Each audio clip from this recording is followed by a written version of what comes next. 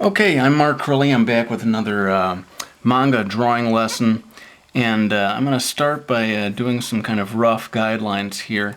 But I'll tell you, I'm going to probably kick it into time-lapse pretty early on this one and do a fair amount of time-lapse throughout the whole thing.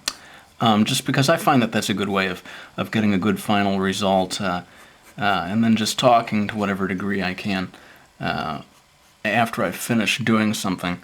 To tell you what I just did. So basically what I'm doing here is loosely indicating lines of the position of her body, this character Miki from Miki Falls, my manga series, trying to get an idea of where her arms and legs and so forth are going to go. And you know, a lot of people don't really like to do a loose, rough outline like this to begin with. I find that I need to get a good result.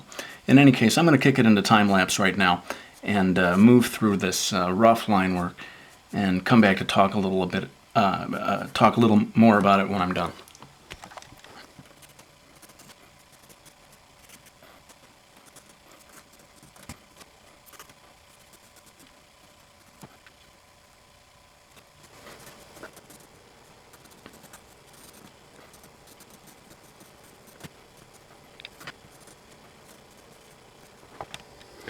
Okay, now I realize that a lot of these lines don't show up too well on video, sadly. So I'm going to go in now at this point and kind of darken them in, at least a few of them a little more, and maybe talk a little bit about the whole process of roughing something out.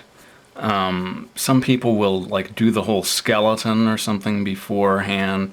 I don't get quite that involved, but you do want to make sure you get some sense of the basic proportions of the head to the body. I find especially the connection between the head and the neck and the shoulders is really tough to get right. And you know, it's just trial and error, and you keep working at it until it looks you know, relaxed. I think that's the big problem with that part that you really have to focus on is you get the shoulder line in the wrong spot and they suddenly look really tense and hunched over and whatever. And of course you make them too low and they have this really elongated neck, which is also not so great.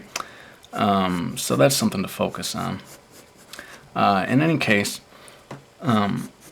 just dashing in these rough lines. The nice thing about doing rough lines to begin with is you can sort of just work out all your mistakes at this point. You know, you're not too worried about being perfect, and you know that any line that you put down right now, you can just go ahead and erase later on.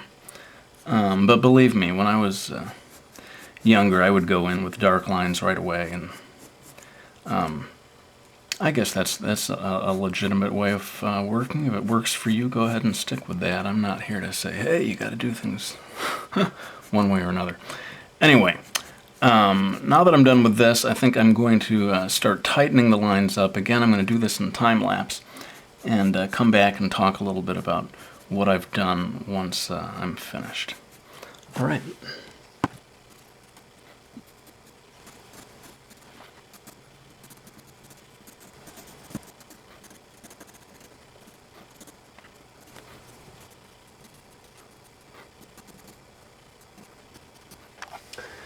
Alright, so stage where things are more or less in place, most of the lines where I really need them to be.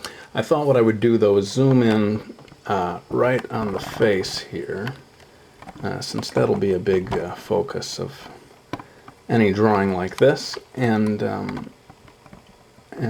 concentrate on the details of getting the face right. Again, because of the lack of time, I'm just going to go ahead and time-lapse through this, but I will come back and talk about what I've done.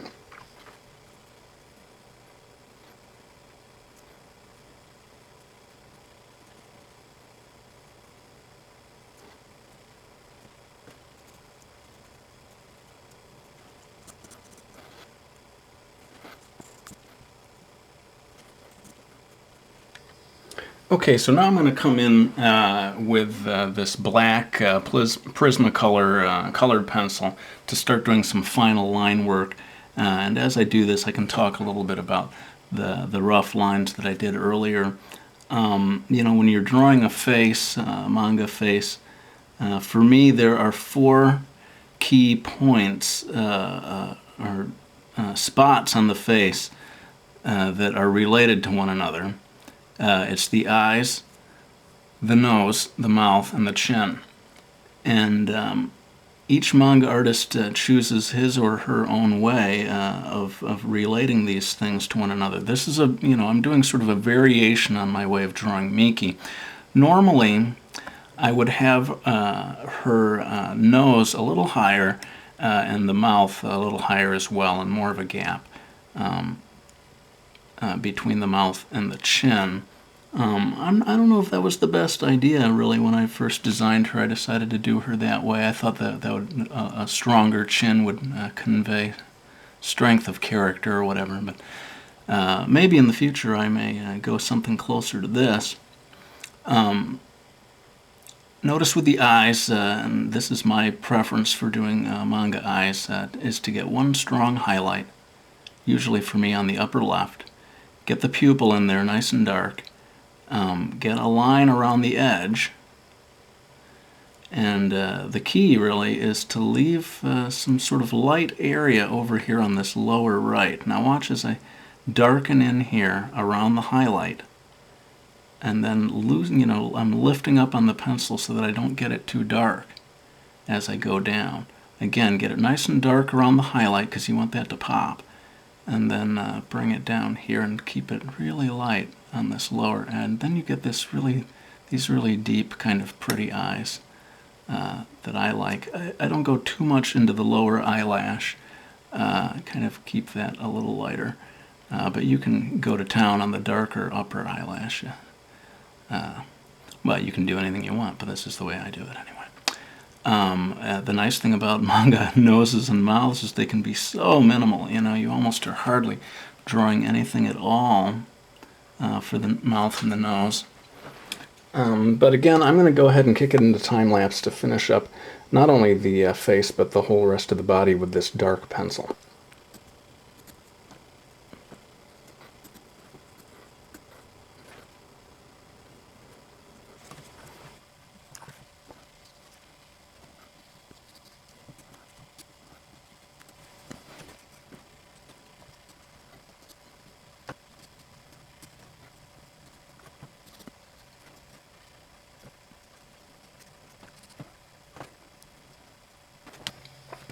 Alright, so I'm coming in to do a bit of shading here.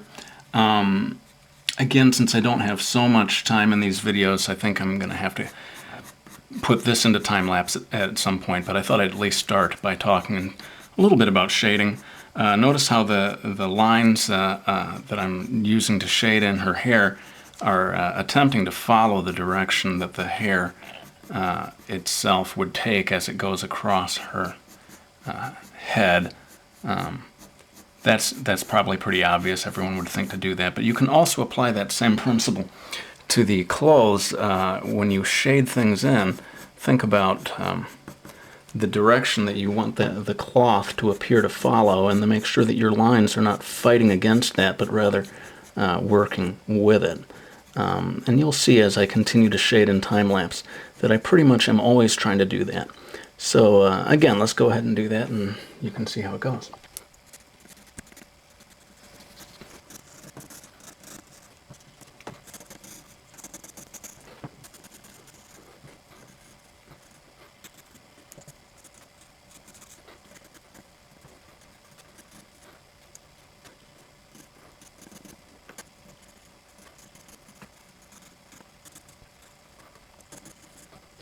Alright, so there you have it. I hope you enjoyed watching that.